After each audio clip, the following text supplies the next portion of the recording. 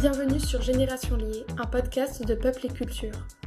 Pour faire simple, Peuple et Culture, qu'on appelle aussi PEC, c'est un groupe d'associations réparties partout en France. Notre but ? Promouvoir une éducation qui ne s'arrête pas à l'école, mais qui continue tout au long de la vie. Chez PEC, on pense que tout le monde devrait pouvoir exprimer ses opinions et être acteur et actrice de la vie démocratique de manière égale. Pour ça, on propose aux gens de développer leur esprit critique à travers des activités éducatives, culturelles, artistiques et même des rencontres de jeunes.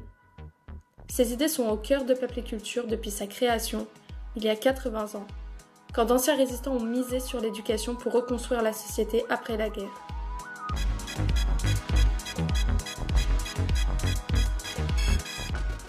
Ce podcast vise à interroger différents sujets, comme la montée de l'extrême droite, l'interculturalité, l'inclusion, la place des femmes et les enjeux écologiques qui portent depuis longtemps et portent encore les travaux de nos assos.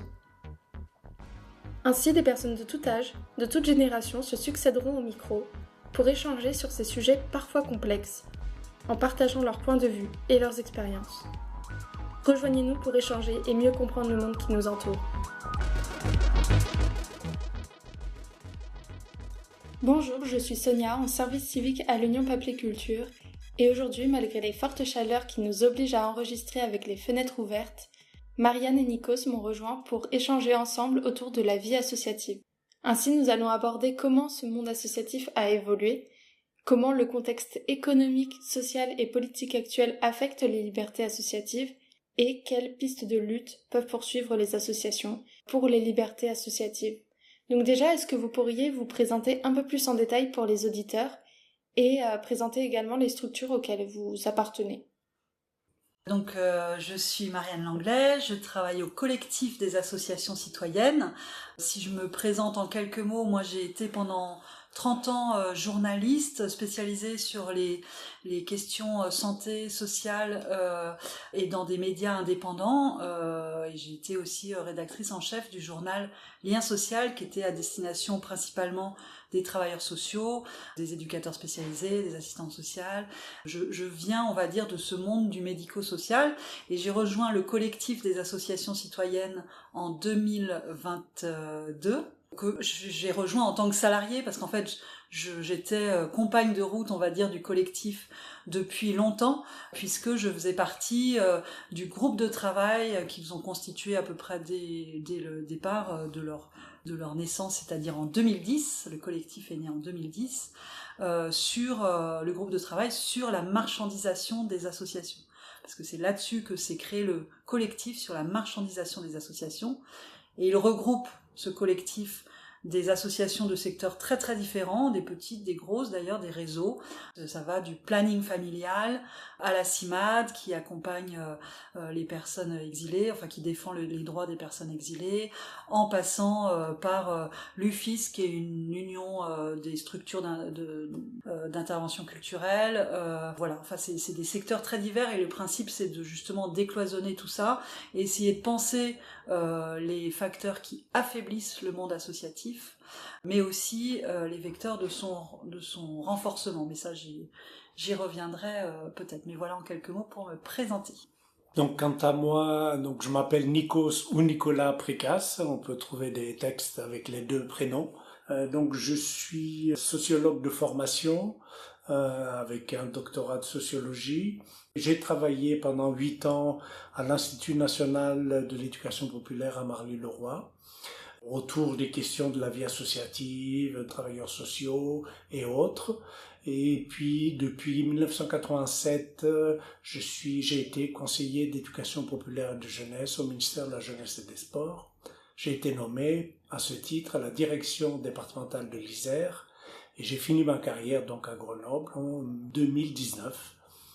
Donc, retraité depuis, j'ai pu reprendre tout naturellement des engagements bénévoles et j'étais président du centre de formation Codevad, qui est un centre qui forme des animateurs et d'autres professionnels de l'action sociale et du développement local. Et c'est à ce titre que nous avons adhéré à l'Union Peuple et Culture que je connais depuis très longtemps. Merci beaucoup. Donc on va reprendre sur du coup l'importance du tissu associatif vu que j'avais vu que tu voulais en parler avant que justement on aborde plutôt l'évolution du monde associatif et les libertés associatives et ce qui peut les restreindre ou comment on peut les renforcer. Donc voilà, je te laisse la parole. Oui, donc je pense que ça me plaît de commencer par bien sûr qui semblent être des rappels, mais à force de ne pas rappeler des choses qui sont essentielles, elles peuvent devenir invisibles. Et donc on parle vraiment de la vie associative, à mon sens, de quelque chose d'essentiel pour tout ce qui est de l'existence même de la société. Une société qui n'arrive plus à associer, à mettre ensemble, à construire du commun, à construire de l'envie d'appartenir, à occuper des espaces qui n'appartiennent à personne et à tous, ce n'est plus une société. Et c'est justement, il me semble, que le fait associatif, le fait de s'associer, se pose au cœur même de cette première nécessité. Malheureusement, on considère ça comme si c'était quelque chose qui sera là tout le temps, et on voit bien que ça peut ne pas être là tout le temps. Et j'ai bien aimé la phrase d'un appel du CNAGEP dernièrement qui parle de l'ossature invisible de la société. Il y a quelque chose qui est de cet ordre pour la vie associative, au-delà de tout ce qu'elle peut offrir comme service, comme idée, etc. Pour moi, le fait même qu'elle offre la possibilité de s'associer, la possibilité de faire société et de faire monde, est quelque chose d'irremplaçable quant à son importance et sa valeur. C'est exactement de cette manière que nous, on entend le terme de association citoyenne. C'est-à-dire que quand on parle des associations, au collectif des associations citoyennes, on ne parle pas des associations comme de boutiques. On parle des associations comme des lieux de relations, de liens, de soins, d'éducation populaire. C'est vraiment des lieux où s'inventent justement d'autres manières de faire et qui sont justement des lieux où s'inventent aussi d'autres formes d'économie possibles, basées sur le bénévolat, la réciprocité, la coopération. Et c'est ce tissu-là qui est absolument, effectivement, essentiel aujourd'hui. Et c'est parce qu'il est essentiel et parce que, justement, il représente des lieux où on peut penser d'autres façons de vivre ensemble et de faire le monde et d'autres relations au vivant, qu'il est à ce point attaqué par ce tournant qu'on peut appeler de réactionnaire, d'autoritaire, voire un tournant qui va aujourd'hui vers l'extrême droite. Et en fait, au collectif, donc on travaille cette question du scénario de l'affaiblissement des associations à partir de 4 vecteurs et 4 transformations des politiques, on va dire, ou du regard de la société et des politiques publiques envers les associations. Je vais vite les lister, ces 4 vecteurs. Donc on a d'abord la marchandisation. Marchandisation, qu'est-ce qu'on entend par là ? C'est tout ce qui pousse les associations à s'inscrire dans des logiques de marché, à copier, à avoir des formes d'isomorphisme vis-à-vis des entreprises privées lucratives, donc à reprendre les pratiques, à reprendre les modes de management des entreprises privées lucratives, parce que ces modes de management, ces pratiques, ces façons de voir le monde sont considérées comme plus légitimes et donc plus entendues par les pouvoirs publics d'aujourd'hui, mais ça pourrait changer. Donc ça, c'est le premier vecteur d'affaiblissement, la marchandisation. Le deuxième, c'est la managérialisation, qui est une poursuite dans les techniques, dans les façons de faire des associations, c'est-à-dire aussi ces carcans des appels à projets, voire des appels d'offres qui là sont des marchés publics qui enferment complètement les associations dans des logiques de marché. Le troisième, c'est l'instrumentalisation, c'est effectivement, on voit une transformation des financements associatifs. On est passé d'une politique effectivement ascendante où les associations, à partir d'une rencontre de 2 personnes ou de 3 ou de 4 sur un besoin, une réalité, une envie, un désir, une volonté de faire quelque chose ensemble ou de défendre un droit ou d'en inventer un nouveau ou de révéler un problème écologique caché ou d'aller lutter contre une grande entreprise qui fait n'importe quoi. Bon, bref, il y a 1000 façons de faire des choses ensemble. On partait de cette politique ascendante qui, à partir de ses besoins, allait chercher de l'argent public Et puis aujourd'hui, on est vraiment dans une logique complètement descendante, où c'est les appels à projets, voire les appels d'offres, qui structurent la réponse associative, et donc on est vraiment dans une perte de la capacité d'interpellation des associations, voire d'instrumentalisation, puisque pour nous, c'est aussi un corollaire de l'affaiblissement des services publics, et un report sur les associations via les délégations de services publics, des missions de services publics, avec moins d'argent, donc moins bien fait, enfin voilà. Donc pour nous, ça c'est vraiment de l'instrumentalisation. Et dernier niveau de cette présentation, là où on est un peu aujourd'hui, c'est justement la répression des libertés associatives.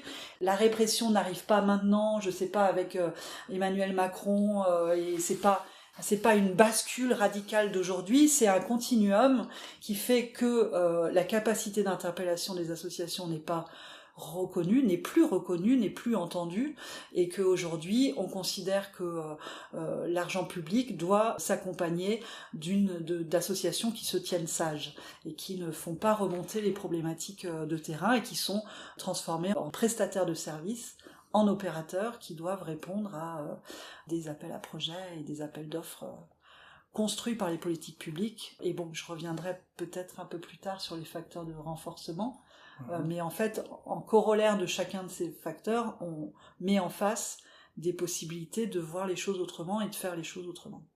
Oui, je crois que Marianne a bien décrit l'évolution récente concernant les rapports de la vie associative avec les institutions au sens large. Moi, je voudrais peut-être dire que dès le départ, quand même, de la construction historique et de la lutte parlementaire et de la société pour voter la loi 1901, ça n'a jamais été très clair.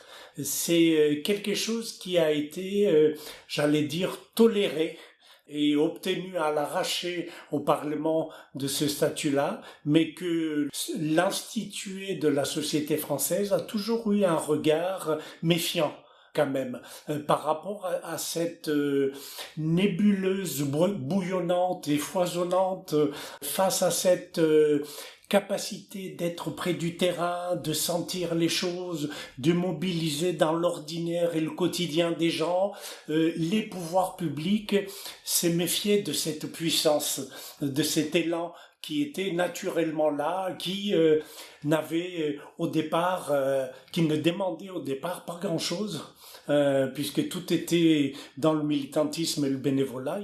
Dès le départ, on était entre la méfiance ou bien, j'allais dire, une bienveillance avec un arrière-plan d'instrumentaliser. Il n'y a jamais eu vraiment une acceptation. On était quand même, depuis le départ, dans ce contexte. Et là, comme dit justement, et comme le CAC l'observe de manière pertinente, il y a eu cette arrivée vraiment libérale et économiste et de technicité managériale qui est venue épauler presque le mouvement de crainte des institutions pour là complètement les envelopper dans un paquet économiste comme ça et les dénaturer complètement de leur force, de les éloigner de leur force première. Et c'est vrai que c'est savamment monté, et si on voit comme ça l'évolution, j'en veux pour preuve, c'est autant que fonctionnaire, je faisais partie des formateurs pour les directeurs MJC sur le management, tous les concepts qu'on a instillés et diffusés petit à petit au monde associatif pour presque le faire oublier de ce qu'il était et d'où il venait, pour, entre guillemets, le rendre plus performant, le rendre plus légitime, afin qu'il soit bon pour remplir les cases, pour de la reconnaissance ou de la visibilité. Toutes ces choses-là sont assez puissantes. Il y a un double langage par rapport au mouvement associatif. Personne n'ose affronter directement la position « nous sommes contre, c'est dangereux, etc. » Personne, mais tout le monde récupère. Et ça, il faut quand même qu'on le sache. Je suis complètement d'accord. Je trouve que quand même, on a passé une petite étape ces dernières années. C'est-à-dire que quand tu dis que personne n'est contre et que tout le monde accepte. Oui. Je trouve que ces dernières années, on est plutôt dans là, plus personne n'accepte rien du tout. Et je voudrais peut-être donner Un exemple qui pour moi montre bien l'évolution, parce qu'effectivement, je te rejoins complètement, ça a toujours été une lutte. De toute façon, tout ce qui vient conforter les droits, c'est des conquis sociaux, c'est pas des acquis sociaux, c'est toujours une lutte et c'est toujours une bataille. On le voit aujourd'hui particulièrement sur tout ce qui concerne le droit des femmes, des minorités. On le voit tous les jours en ce moment, comme on peut avoir un retour de bâton extrêmement puissant et fort. Donc je voudrais prendre l'exemple de la CIMAD, qui pour moi montre bien comment les rapports se sont transformés entre les pouvoirs publics et les associations jusqu'à les faire parfois disparaître. Donc la CIMAD, Association de défense des droits des exilés, lorsque les centres de rétention ouvrent dans les années 80, permet l'entrée dans ces centres de la CIMAD, qui est la seule association à l'époque qui rentre dans tous les centres de rétention et qui est là en défense des droits des personnes retenues, mais qui aussi organise dès le départ un regard citoyen dans ces lieux de privation de liberté, en sortant tous les ans un rapport qui vient raconter ce qui se passe dans ces lieux. Et donc qui permet à la société de savoir, enfin si elle le veut, de savoir ce qui s'y passe. Moi, j'étais à l'époque journaliste, donc je me souviens très bien de ces rapports qui étaient vraiment des mines d'or pour avoir un regard sur ces lieux-là. Et puis, évidemment, c'est toujours attaqué. La présence de cette association a toujours été plus ou moins remise en cause. Et puis, en 2009, Brice Hortefeux décide de lancer un marché public sur l'intervention de ces associations dans les centres de rétention administrative. Donc, met en concurrence la CIMAD avec d'autres associations. À cette époque, la CIMAD sort une tribune dans l'IB où elle écrit, en 2009, « Cette mise en concurrence des associations par le gouvernement va se traduire par des missions éclatées et morcelées, par une absence de politique coordonnée et de vision globale de ce qui se passe dans les centres de rétention administrative, et par le choix de prestataires qui seront les moins critiques et donc les moins efficaces dans la défense des droits des étrangers. » Et c'est effectivement, on peut le dire, ce qui s'est passé, mais c'était encore trop, puisque dans les derniers marchés publics, c'est-à-dire en 2021, les marchés publics c'est tous les 3 ans, le dernier en 2021, il y a eu une nouvelle clause qui est apparue dans le cahier des charges, parce que les marchés publics, il y a des cahiers des charges extrêmement précis qui contraignent extrêmement les associations qui répondent à ces marchés publics, et dans le dernier appel d'offres, il y avait une clause qui exigeait des associations de ne plus faire ressortir ce dont elles étaient témoins dans ces centres. Donc on voit là comment on a à travers à la fois des attaques politiques, parce qu'elle n'a pas arrêté d'être attaquée, ces associations et la CIMAD. On a vu les dernières attaques de Darmanin, de Retailleau sur la CIMAD, et les processus de marchandisation, on voit comment les deux se rejoignent pour finalement étouffer l'interpellation associative. Mais c'était encore trop, parce que la dernière loi qui est sortie et qui a été votée par le Sénat et qui attend de passer à l'Assemblée nationale prévoit la sortie complète de toutes les associations des centres de rétention administrative pour être remplacées par des fonctionnaires de l'OFII, l'Office français de l'intégration et l'immigration. Donc je trouve que cet exemple, il est extrêmement parlant pour montrer comment attaque politique et processus de marché viennent finalement étouffer la capacité des associations de défendre les droits des personnes et d'interpeller sur ces droits. Là, tu me fais penser à quelque chose, un autre phénomène que j'ai constaté durant toute ma carrière. C'est un mouvement de municipalisation de pans entiers qui étaient occupés auparavant par la vie associative, par des services directs de la municipalité. Et je trouve que là, là je parle plutôt en tant que témoin, parce que je l'ai vécu, cette idéologie absolument fausse en fait, pour dire que on récupère ce qui se faisait par les associations parce que ça nous coûtera beaucoup moins cher, ça sera de meilleure qualité entre guillemets les services, etc. Et donc on a vu un peu partout en France des pans entiers de prise en charge des choses autour de la jeunesse, de l'enfance ou dans d'autres domaines complètement municipalisés. Quand je suis arrivé à Grenoble en 1987, le service de la jeunesse de la ville de Grenoble, il y avait 2 personnes. Et quand je suis parti, ils sont 75. Donc, avec de plus en plus, en fait, dans les différents quartiers, des maisons de quartier municipaux qui remplacent les associations de jeunesse ou de l'enfance, du loisir, des anciens centres sociaux, etc., dans tout type de quartier. Et donc, avec, je crois, vraiment quelque chose qui est de l'ordre de une espèce d'arrogance qui était, moi, je parle en tant que témoin, en disant maintenant que c'est municipal, on va enfin pouvoir faire un travail social, enfin faire de l'éducation populaire. Et ça, c'est très complexe et très difficile à accepter, bien sûr, surtout que les fonctionnaires municipaux ont été, entre guillemets, sont venus du tissu associatif. Et d'ailleurs, dont beaucoup, c'était des gens que j'ai formés en tant que formateur sur le terrain et qui, à partir d'une expérience associative, passent le concours et se transforment complètement dans un discours anti-associatif en disant maintenant on va faire de l'éducation populaire dans les quartiers populaires ou autres. Et ça, c'est un pendant qui est, à mon sens, à rappeler aussi. Nous, ce qu'on observe aussi, c'est que dans certaines collectivités territoriales, et ça pour nous c'est un peu le facteur de renforcement face à l'instrumentalisation ou à la répression des libertés associatives, c'est, on pourrait les qualifier presque de collectivités territoriales refuges, de villes refuges ou de régions un peu refuges, où il y a une vraie volonté politique d'essayer de construire un contexte de confiance pour les associations. Alors face à ce contexte aujourd'hui national qui est vraiment un contexte de défiance, notamment avec le contrat d'engagement républicain introduit par la loi dite séparatisme de 1921, de 2021, qui est l'aboutissement d'un climat de défiance extrême.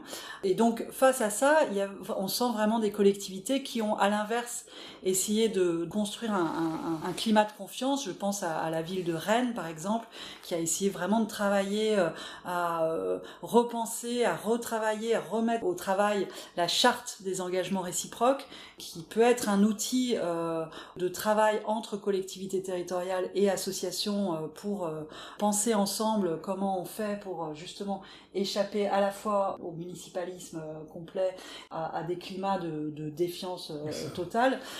Donc il y a aussi ces lieux où ça se travaille et c'est important de les observer, de les regarder et de voir comment ça peut vraiment se construire pour essayer d'échapper à ce processus qui est quand même extrêmement dangereux pour les associations.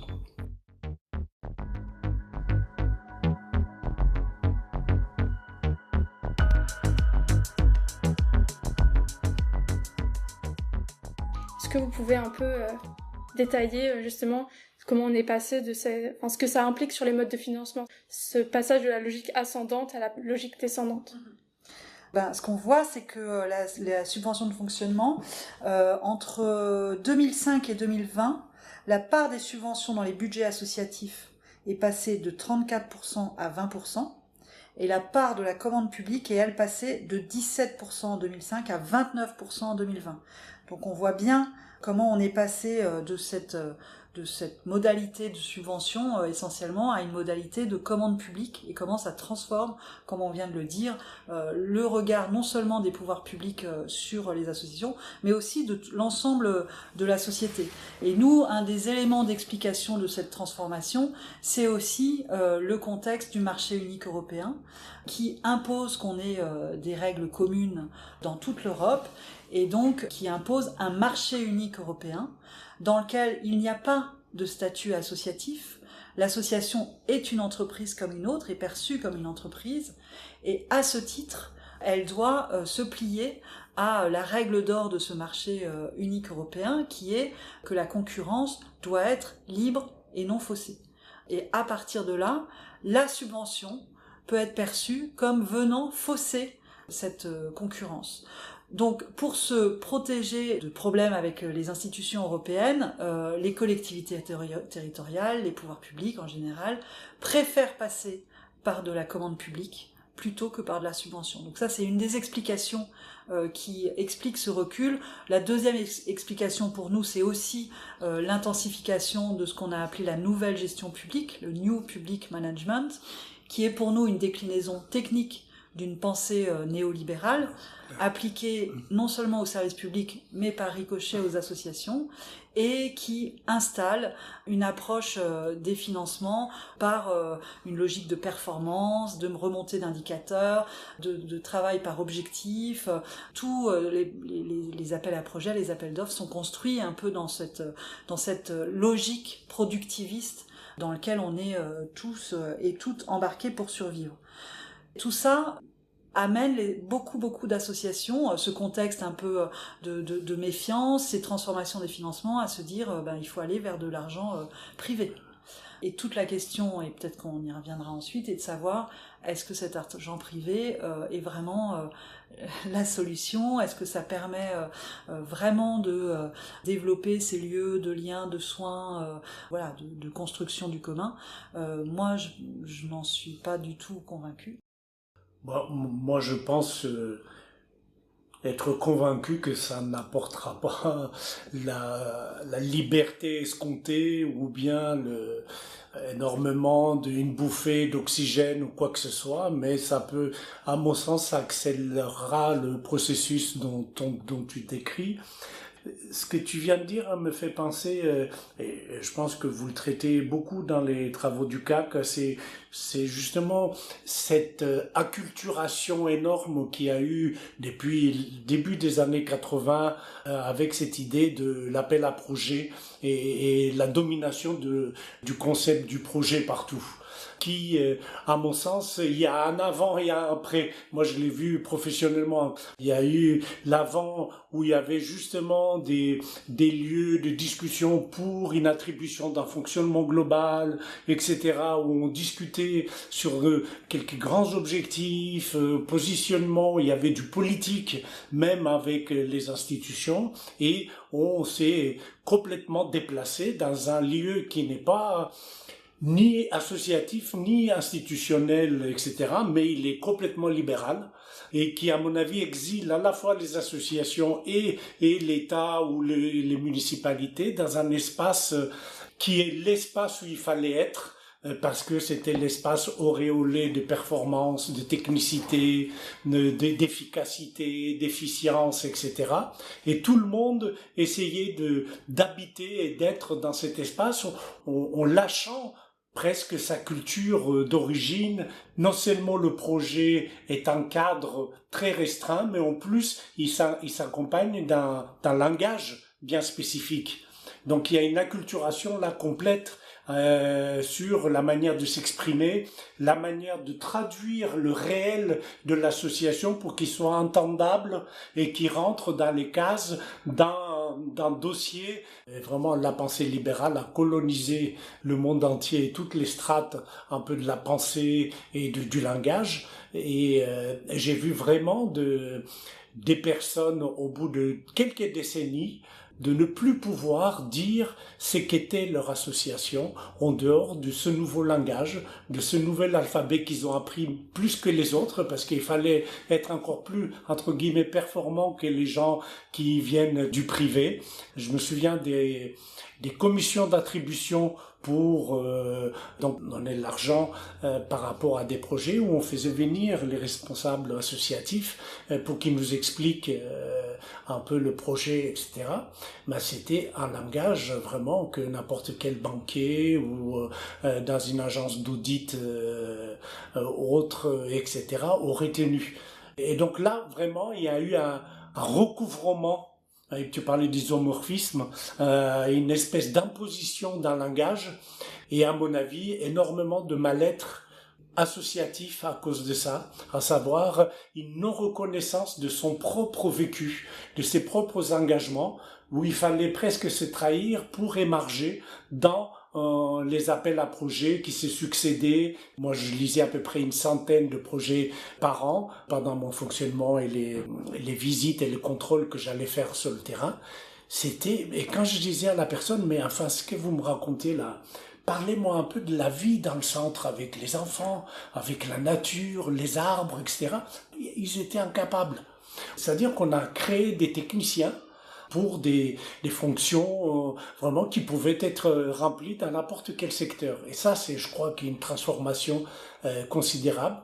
il faudrait presque une réacculturation de son âme associatif, tellement qu'on est rentré, il me semble, loin dans l'exil un peu de la pensée libérale. Il y avait une telle déconsidération de ce vécu qui est vraiment le vécu associatif, et il commençait à switcher et tourner sur un langage techniciste qui intéressait personne, mais il pensait qu'il n'y avait que ce langage-là pour obtenir les subventions. Si je peux prolonger cette pensée-là, parce que je trouve que cette notion de projet, on a vraiment intérêt à la travailler, à la tordre, à la penser, parce que venant du médico-social, enfin témoin de ce secteur-là en tant que journaliste pendant 30 ans, j'ai aussi observé comment cette notion de projet s'inscrivait dans les pratiques des travailleurs sociaux, et comment cette notion de projet a été imposée. Alors maintenant, par exemple, chez les travailleurs sociaux en protection de l'enfance, on demande à un enfant placé d'avoir un projet de vie. On demande à une famille en difficulté d'avoir un projet de vacances. On demande à une famille qui doit être hébergée d'urgence d'avoir un projet, comment elle se voit s'inscrire dans ce parcours d'hébergement. Enfin, une lettre de motivation pour rentrer dans les structures d'hébergement. On demande à ces personnes des exigences que, évidemment, on ne demande pas aux personnes qui ont les moyens. Et cette notion de projet, elle est déclinée à ce point-là dans le secteur médico-social. Pour moi, elle est une maltraitance.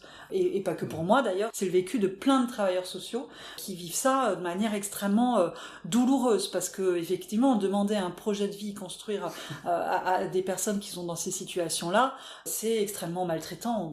Voilà. Donc cette pensée-là, elle se décline à plein de niveaux, et je pense qu'on a vraiment intérêt à essayer de le déconstruire, parce qu'on est dans une logique industrielle en fait. C'est le projet, c'est comment faire quelque chose pour qu'il ne coûte le moins possible. Donc on le cadre, on le pense, on pense son coût, et on voit éventuellement ce qu'il implique comme coût évité pour l'État, et c'est sous l'angle de ce coût-bénéfice qu'il est construit le projet, cette notion. C'est des choses qu'il faut vraiment analyser et lutter contre. Il y a un travail de la Scope Le Pavé à l'époque qui avait fait un travail sur le projet me tue, je crois que ça s'appelle comme ça, un petit fascicule qui est très intéressant. Et c'est justement pour essayer de comprendre toutes ces logiques de marché et ces logiques managériales qui nous traversent qu'on a voulu ouvrir cet espace de l'observatoire citoyen de la marchandisation des associations, qui est un espace où se croisent à la fois des savoirs d'expérience des associations, des savoirs académiques de chercheurs et chercheuses qui nous accompagnent, d'ailleurs qui peuvent se croiser complètement, d'ailleurs ces différents savoirs, pour essayer de rendre visible, lisible, mieux comprendre nous-mêmes ces logiques de marché qui nous traversent. Est-ce que vous vouliez répondre un peu sur cette professionnalisation, aussi peut-être du secteur de l'éducation populaire ? Sur la professionnalisation, en effet, c'est quelque chose qui est une chose dans l'évolution de la vie associative, quelque chose de très important qui a eu lieu. Dans le domaine de l'éducation populaire, les premiers salariés qu'on a pu trouver, c'était en Bretagne ou à Rennes, juste après la guerre. Et souvent, la première génération des professionnels, c'était des anciens militants. C'était des militants professionnels, comme on les a appelés. Donc, qui connaissaient l'association, qui étaient même issus. Petit à petit, les choses, sont devenues ce que nous connaissons avec des vrais métiers dans le social, médico-social, l'éducation populaire, avec des diplômes d'État. Et donc là, pour moi, c'est peut-être aussi la richesse du fait associatif, d'être maintenant presque condamné, mais dans le bon sens du terme, à faire coexister des dissemblances comme ça, qui sont réelles et nettes, c'est-à-dire entre quelqu'un qui vient juste donner de son temps quelques heures et quelqu'un qui travaille, qui fait toute sa vie, etc. Comment ces personnes peuvent cohabiter, peuvent apprendre à se parler, comment ces deux groupes comme ça peuvent se retrouver sur une vision de l'association, comment elles peuvent construire de l'action commune. il y a certainement quelque chose qui est beau au niveau de la dynamique associative. Moi, après, bien sûr, il y a toutes les variantes. Il y a des associations où il y a presque que des professionnels et les bénévoles sont juste une illustration, etc. Et d'autres où il y a quand même une espèce de cohabitation dynamique, etc. Donc ça, c'est tout de même la bonne chose. Après, l'autre, c'est ce qu'on a appelé la reconnaissance un peu du monde associatif par les pouvoirs publics. C'est-à-dire qu'une association qui n'a que des bénévoles, elle est moins dans les radars quand même, à la fois des logiques même marchandes et des logiques institutionnelles. Payer un salaire avec toutes les charges, il y a un avant et un après pour une association. C'est colossal le saut. Et à partir de là, des logiques de production, entre guillemets, de recherche systématique des fonds, etc., peut provoquer des déviations et des dérives. Mais j'ai pas envie de diaboliser malgré tout, parce que j'ai vécu des belles choses avec vraiment des dynamiques où professionnels et bénévoles peuvent s'entendre. Simplement, j'aimerais juste trouver des mots pour parler de ce que le bénévole apporte par rapport aux professionnels. Je trouve qu'il n'y a pas suffisamment d'espace maintenant, puisque c'est le professionnalisme qui a recouvert tout l'espace associatif. Il me semble qu'il n'y a plus d'espace et de visibilité pour bien considérer et bien voir ce que le bénévole apporte. Entre la compétence du professionnel qui est hyper cadrée avec les logiques qu'on connaît et je dirais une intelligence du bas du bénévole qui est diffuse, confuse, qui est une œuvre de toute une vie, qui est une œuvre d'enracinement, etc. J'aime bien ce mot intelligence du bas contre les compétences des professionnels. Mais cette intelligence du bas, elle est invisible, elle est déconsidérée et elle est à travailler. Et pourtant, elle existe. Et si on est dans des systèmes et des nouvelles dynamiques ascendantes, il serait bien qu'on puisse recollecter un peu cette intelligence ordinaire des bénévoles du bas, de leur vécu à la fois associatif et autant que citoyen. Je voulais effectivement revenir sur le monde associatif. C'est 90% d'associations qui n'ont pas de salariés et 10% d'associations où il y a des salariés, et c'est de ces associations dont on parle quand on parle de tous ces processus-là. Donc c'est en fait une petite minorité, et quand on regarde encore une fois les chiffres, on voit qu'il y a une dynamique associative extrêmement forte en France, avec 60 000 associations créées par année, c'est la dernière année là, plein de petites associations, et par contre aussi dans un contexte concurrence tel qu'on vient de le décrire, des très grosses associations. Et en fait, une perte un peu des associations de taille moyenne, c'est Viviane Tchernonog qui le montre dans le paysage associatif, donc une perte un peu de biodiversité associative avec ces mastodontes associatifs où finalement il y a souvent beaucoup de professionnels et peu de bénévoles, et on peut voir comment certaines de ces associations accompagne ces transformations de financement, accompagne, on va dire, le tournant néolibéral, le conforte même avec la notion d'entrepreneuriat social. Alors ça, c'est aussi un des courants qu'on essaye de décrypter dans nos deux rapports. L'entrepreneuriat social, ça apparaît en France dans les années 2000. Derrière ce terme, c'est un terme qui ne recouvre rien juridiquement, mais il y a derrière des associations, des entreprises ESUS, des entreprises de différentes sortes, des startups à impact. Et cette notion, en fait, elle nous vient des États-Unis, là aussi, du réseau Ashoka. Et c'est cette idée qu'un entrepreneur, avec des modes de gestion et des pratiques de l'entreprise privée lucrative, peut résoudre des problématiques sociales et écologiques. Donc c'est cette idée souvent d'un homme seul qui, de par son expérience, de par l'accumulation du capital qu'il a pu avoir, va mettre de l'argent pour résoudre une problématique sociale ou écologique. Et ça invisibilise, ça efface la vision collective de l'association, aussi la lenteur de l'association, la nécessité du temps long, de la création de liens. c'est l'idée que c'est cet appel à l'innovation permanente aussi, de l'entrepreneuriat social revendique beaucoup cette notion d'innovation, et on voit donc comment cette montée de l'entrepreneuriat social aujourd'hui est très puissante en France. Le chef de file de l'entrepreneuriat social, c'est le groupe SOS, qui est un groupe qui est extrêmement important puisqu'il recouvre à peu près tout le champ associatif. Et derrière le groupe SOS, c'est essentiellement énormément d'associations. Donc ce terme, il invisibilise aussi et il neutralise politiquement la portée associative.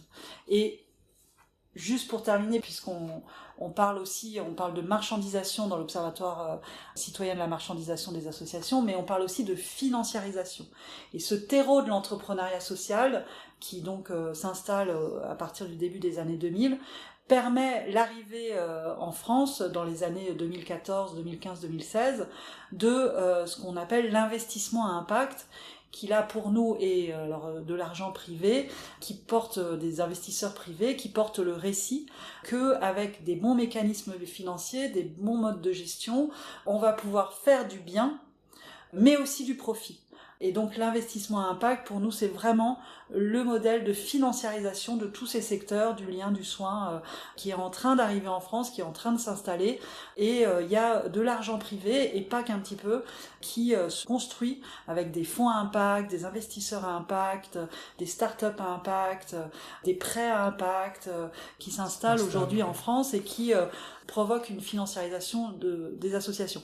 Juste pour revenir un peu en arrière, je voudrais juste dire que il y a les associations, mais il y a aussi tous les mouvements informels qui se sont pas structurés en association. Et on voit comment aujourd'hui il y a beaucoup de mouvements qui se construisent hors de l'associatif, je pense notamment au soulèvement de la terre, qui sont des nouvelles façons aussi de se mobiliser, de militer, et qui inventent des nouvelles façons de faire. Je vous signale un film qui va sortir au mois de début d'année prochaine, qui s'appelle Les Soulèvements, et qui donne à voir toutes ces nouvelles manières de se mobiliser et de militer.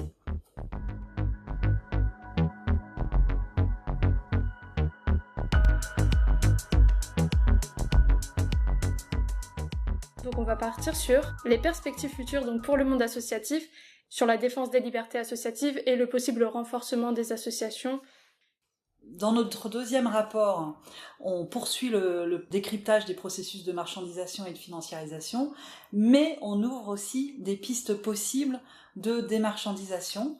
Déjà, un préalable pour nous, c'était le décryptage de ces processus de marchandisation et de financiarisation. Ça nous permet de reprendre pourvoir sur des processus qui peuvent être complètement intégrés, invisibles, pas conscients. Par exemple, cette notion de projet dont on parlait tout à l'heure. C'est-à-dire que pour nous, le savoir, c'est du pouvoir. Donc, de les décrypter, de réussir à les comprendre, c'est déjà une première étape. Ensuite, autre élément pour nous important, c'est de reprendre pouvoir sur cette notion d'argent public. Comment on reprend la bataille de l'argent public, puisque aujourd'hui, ce qu'on voit face justement à la répression des libertés associatives, le recul de la subvention, les coupes budgétaires à foison, et c'est pas fini puisque on a des coupes monstrueuses qui s'annoncent en plus de celles qui ont déjà eu lieu. Donc, face à tout ça, les associations se tournent plutôt vers du privé, donc vers la philanthropie, vers le mécénat, vers le don, vers l'autofinancement, donc développent des services payants, donc développant des services payants éloigne tout un tas de publics des associations, puis marchandisent leurs services, et puis en se tournant vers le privé, vont vers la philanthropie, le mécénat, mais ce qu'on voit quand on regarde à nouveau les chiffres de Viviane Chernonog, c'est que dons et mécénat, depuis 20 ans, se maintiennent en dessous de 5% de la part dans les budgets associatifs. Donc c'est une chimère de penser que le privé va se substituer au public. Donc comment on fait pour reprendre la bataille de l'argent public ?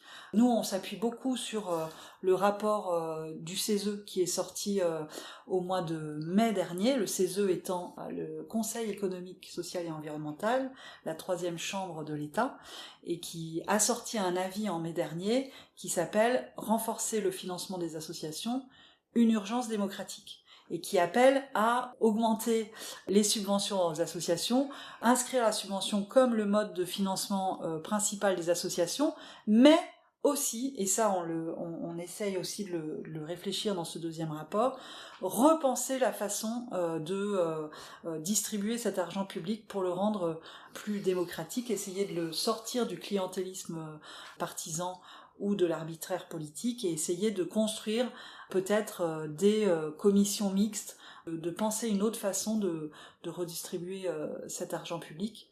Tout ça pour garantir la fonction d'interpellation des associations, qui est une fonction centrale dans notre démocratie, pour permettre la garantie de cette fonction-là.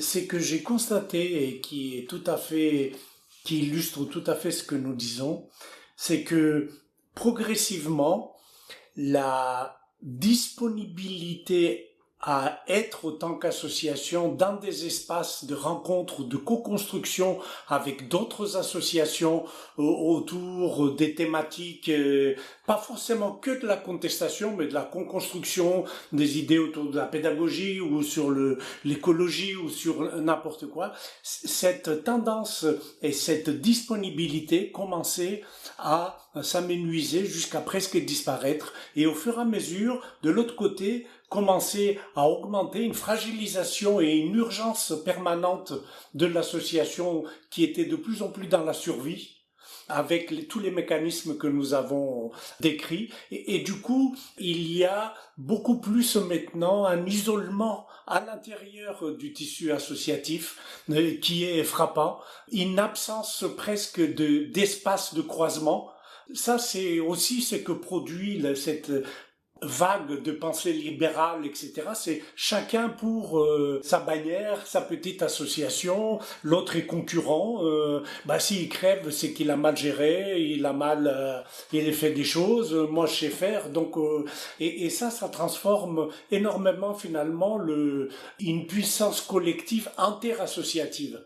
Et du coup, j'ai trouvé que les espaces institutionnels ont commencé depuis un certain temps à remplir de manière très largement fictive avec des espaces de participation qui étaient managés par la ville, qui souvent ne donnaient pas grand-chose. Souvent, c'était, à mon sens, d'autres manières de récupérer de l'intelligence un peu collective des associations.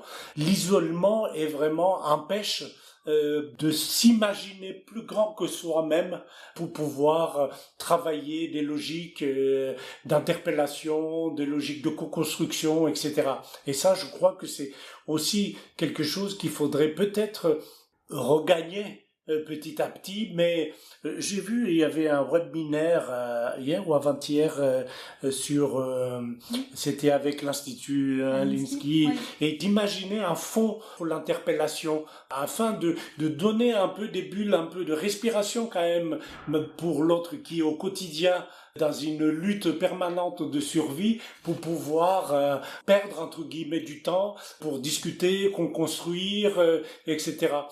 J'ai découvert il y a peu des travaux d'un biologiste qui s'appelle Olivier Amand et qui, lui, à travers donc ses travaux sur le vivant, les plantes, etc., a développé toute une vision contre le culte de la performance pour dire que ça, c'est vraiment quelque chose qui nous mène droit au chaos, à la défragmentation complètement de tout ce qui est humain, qui nous sort aussi de cette vision anthropocentrée, parce que depuis tout le temps, on parle que de l'être humain, et il oppose un concept que je trouve extraordinaire et qui nous va comme un gant pour le monde associatif, que c'est celui de la robustesse, en disant plutôt que d'essayer d'être complètement un malade de la performance, essayons de construire des structures robustes. Et pour lui, tout le monde vivant, les plantes, les arbres, etc., c'est un monde robuste, c'est-à-dire c'est un monde qui est non performant, qui utilise ses ressources à 10 ou 15%, qui gaspille beaucoup des ressources environnantes, qui perd beaucoup de temps, qui revient, qui fait des aléas, etc. Et à un moment, il parle du monde associatif, Olivier Amand, en disant c'est un monde qui est de fait un monde robuste, et donc un monde qui peut nous apprendre et à être un miroir pour demain. Et je trouve que ça, c'est donc le travail que j'ai fait là-dessus, c'est essayer de croiser sa pensée avec un regard sur le monde associatif. Et je trouve que ça ouvre des perspectives. Une fois qu'on a posé la puissance et l'analyse que le CAC nous a éclairé autour de cette vague de financiarisation, marchandisation, éventuellement pour après.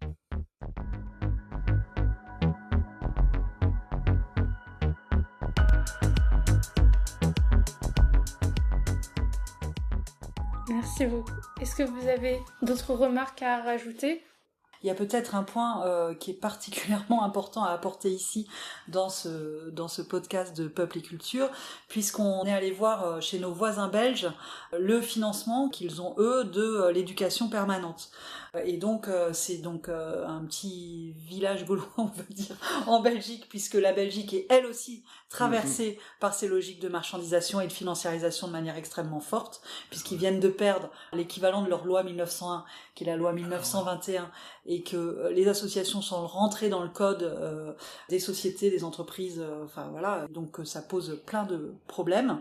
Mais il y a un petit espace qui est en Belgique francophone, en Wallonie et Bruxelles francophone, où il y a un décret qui finance les associations d'éducation permanente de manière pérenne, sur du long terme et sur du fonctionnement, où il est écrit dans son article 1: le développement des associations d'éducation permanente doit viser l'analyse critique de la société, la stimulation d'initiatives démocratiques et collectives, le développement de la citoyenneté active et l'exercice des droits civils et politiques, sociaux, économiques, culturels et environnementaux dans une perspective d'émancipation individuelle et collective des publics.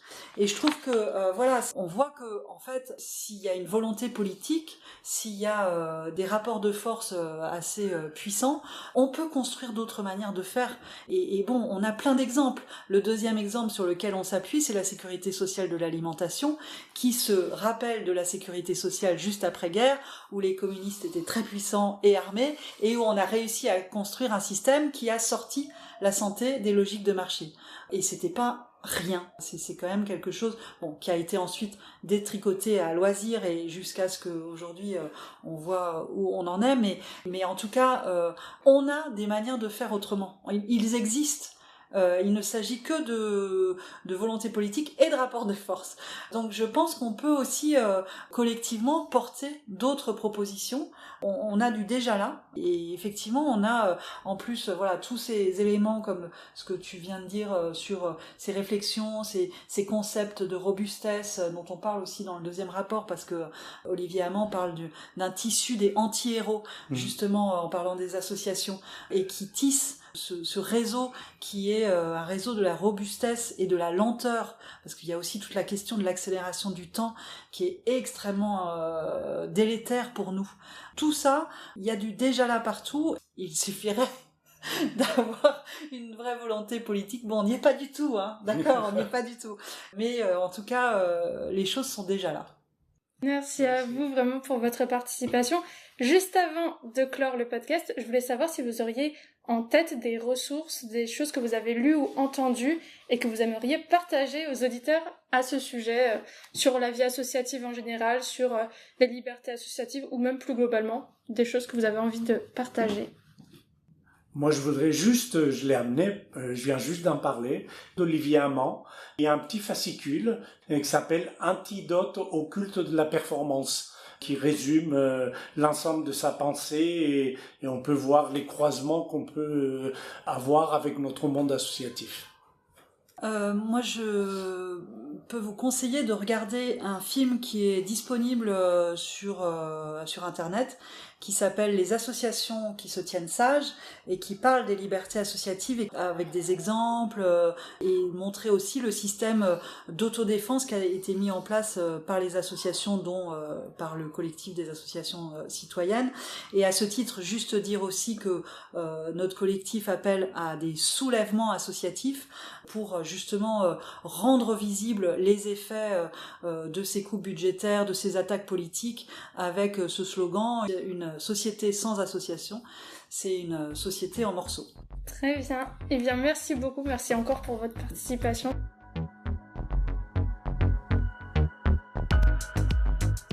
Merci encore à Marianne et Nikos pour leur participation à cet épisode portant sur les libertés associatives, l'évolution du monde associatif et les perspectives futures pour la défense de ces libertés. Et vous, chers auditeurs, je vous retrouve très bientôt pour un nouvel épisode de Génération Liée.